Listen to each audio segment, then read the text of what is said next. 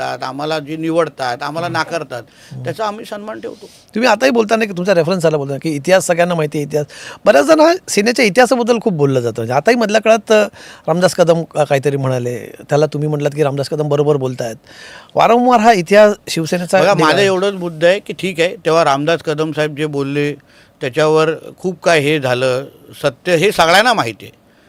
हिंदू हृदय सम्राट बाळासाहेब ठाकरेंबरोबर जे काही झालं हे सगळ्यांना माहिती आहे. आम्हाला काय विचारतं, कधी त्यांच्या कुटुंबियाला विचारा, सगळ्यांना माहिती आहे. पण शेवटी बाळासाहेबांच्या बाबतीमध्ये तो आमच्यासाठी देव आहे आणि त्यांच्या बाबतीमध्ये किती बोलावं आणि एकंदरीत मृत्यूच्या ह्या अवतीभोवतीच्या घटनांना किती आपण प्रसारमाध्यमामधून बोलावं, ह्याला मला असं वाटतं आम्ही विचार केला पाहिजे त्याबद्दल. असे काही नेते आहेत अशा म्हणजे शिवसेनेतच काही नेते रामदास कदम आहेत किंवा यांच्याकडनं जुने मुद्दे उकरून काढले जातात, त्यांना कुठेतरी उकडून नाही, ते सत्य सांगत असतील. पण मग असं तुम्ही जसं म्हटलात की या गोष्टी जुन्या काही काढणं लिमिटेशन्स पाळले पाहिजेत असेल कमलेशजी, काही लिमिटेशन्स पाळले पाहिजेत. कारण का शेवटी बाळासाहेब ठाकरे नसते तर आम्ही कोणच दिसलो पण नसतो, ते फॅक्टच आहे.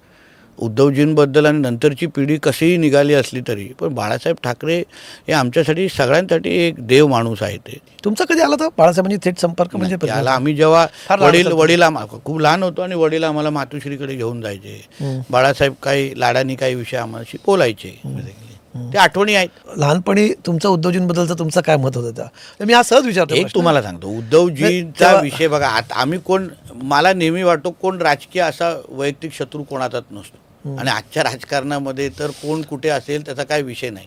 पण मुद्दा माझा असा आहे की आम्हाला काय कोणाबरोबर वैयक्तिक द्वेष ठेवण्याची काहीच गरज नाही.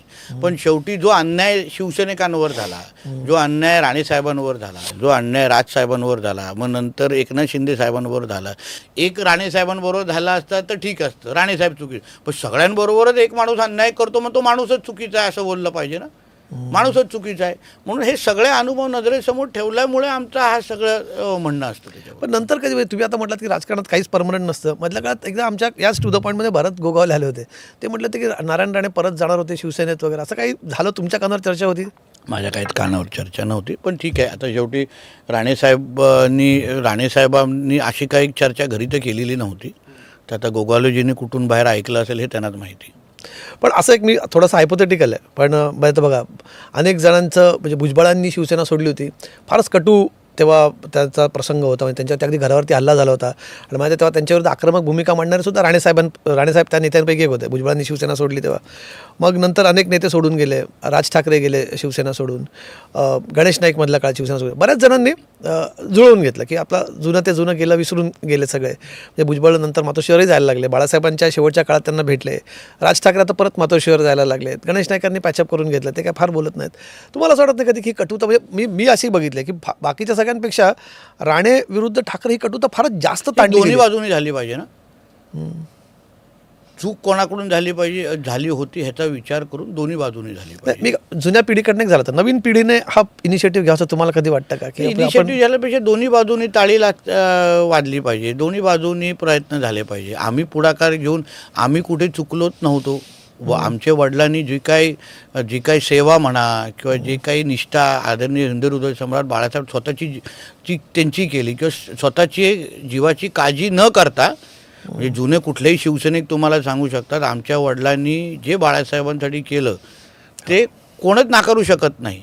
आमचं एवढंच म्हणणं होतं, तेवढा सन्मान ठेवला पाहिजे होता पुढच्या पिढीने, तो विचार ठेवला पाहिजे. असंख्य असंही होतं जेव्हा बाळासाहेबांच्या आयुष्यावर कुठेतरी मोठा थ्रेट होतं, तेव्हा पोलिसांच्या पलीकडचे महत्त्वाची जी काय त्यांच्या आजूबाजूला जे काही सुरक्षा कवच होते ना, त्याच्यामध्ये माझे वडील होते. रात्रभर झोपले पण नव्हते बाळासाहेबांना सुरक्षित ठेवण्यासाठी.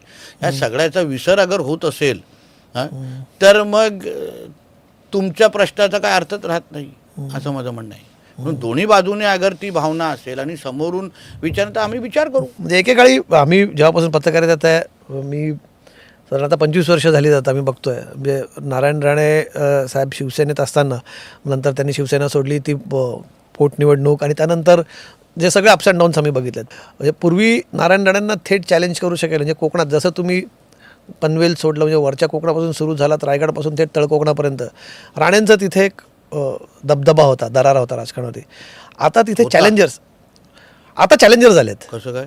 आता तिथे नवीन नवीन नेते येतात. तुम्हाला सांगतो, आता तिथे उदय सामंत आहेत, तिथे त्यांनी बऱ्यापैकी तिथे आपलं राजकीय राणे वलय साहेबांना आपला नेता मानतात का? एक छत्री राण्यांचा अमलीचा राण्यांचा. आता तिथे नवीन नवीन तिथे एक लक्षात वाटेकरी आले, असं म्हणू का मी? वाटेकरी कसं होतं, प्रत्येकाला राणे साहेब, प्रत्येक जण, उदयजी असो, रवी चव्हाण साहेब असो, सगळेच नेते जी. राणे साहेबांना आपला अगर नेता किंवा आपलं मार्गदर्शक, वडीलधारी म्हणून अगर मानत असतील तर त्याच्यामध्ये ते स्पर्धक असं कसं, प्रत्येक जण, आता उदयजींनी आपल्या माध्यमातून रत्नागिरीमध्ये काम उभं केलेलं आहे. माणूस 5-5दा निवडून येतोय, 3-3दा टर्म मंत्री राहिलेले आहेत ते. रवी चव्हाण साहेब एवढा चांगल्या पद्धतीने भारतीय जनता पक्ष म्हणून तिथे कोकणाला खऱ्या अर्थाने त्यांनी ताकद दिलेली आहे आणि तेही राणे साहेबांना मान सन्मान देऊनच ते प्रत्येकजण काम करतायत. आणि आमच्यामध्ये स्पर्धा कुठलीच नाही. ही स्पर्धा आपल्याला कसं काय चॅनल चालले पाहिजेत, कंटेंट आला पाहिजे म्हणून ही स्पर्धा चालवायची. आणि पण आम्ही आपसामध्ये आलबेल आहे, ठीक आहे, आम्ही पण थोडं भांडून दाखवतो, कारण का आपल्या पत्रकार मित्रांची पण चिंता असते ना. थोडं जरा संघर्ष दाखवलं तर लगेच आम्हाला पण हेडलाईन भेटणार, तर तुम्ही चांगल्या कामाची बातमीच छापणार नाही. आम्ही ठरवलंय की आता आम्हाला बातम्यांमध्ये राहायचं असेल तर उदयजीने आम्ही भांडलं पाहिजे, रवी चव्हाणजीने आम्ही भांडलं पाहिजे, तरच आम्हाला कमलेशजींचा चॅनल आमची दखल तरी घेईल, हा आमचा विचार आहे. नाहीतर आम्ही दुसरी चांगली कामं करून नाही उपयोग आली. कमलेशजी, तुम्ही ना आता राजकारणी म्हणून सुद्धा फार मुरब्बी होऊ लागला. मला आश्चर्य वाटतं, मी तुम्हाला तुमच्या मनातल्या 4 गोष्टी बोलतो म्हणून तुम्ही मला मुरब्बी म्हणताय, असं नाही. तिथे ना काय होतं, म्हणजे आम्ही काय म्हणतो, कारण तिथे ना स्वबळाचा नारा कोकणातनं सगळ्यात पहिलं ते आम्हाला ऐकायला लावलं, जिथे काय ज्या थोडंफार ठिकाणी की भाजप इथे स्वबळावरती लढेल, तिथे चांगली गोष्ट आहे. बघा, चांगला प्रश्न आहे, तुम्ही टेक्निकली समजून घ्या. आज शिवसेना असो, भाजप असो, सिंधुदुर्ग असो, रत्नागिरी असो, आमच्या सगळ्यांची तुल्यबळ ताकद आहे. खासदार, उदाहरण सिंधुदुर्ग घ्या, खासदार राणेसाहेब स्वतः आहेत, मी स्वतः तिथे सिंधुदुर्गाचा पालकमंत्री आहे.